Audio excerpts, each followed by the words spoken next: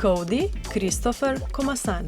To je le nekaj likov, ki jih je ustvarila devetošolka Manuela.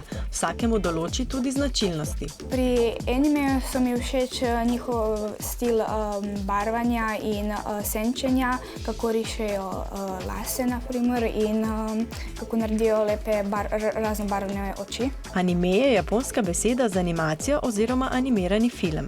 Ti pogosto nastanejo na podlagi japonskih stripov, ki jim rečemo tudi mange.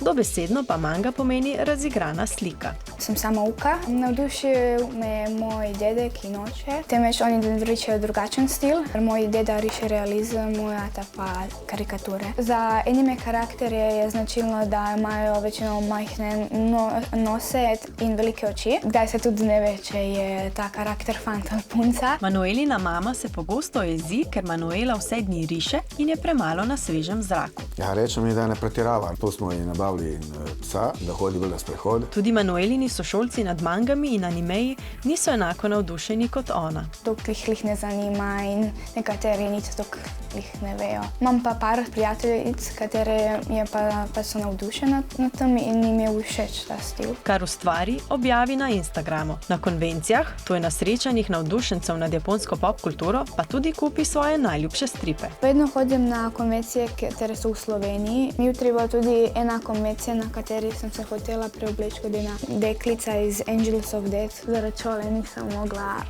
narediti ta kostum. Navdušenje nad risanjem bo morda preraslo tudi v poklic. Manuela je v 9. razredu osnovne šole in zdi se ji čisto mogoče, da bi bila nekoč slikarka.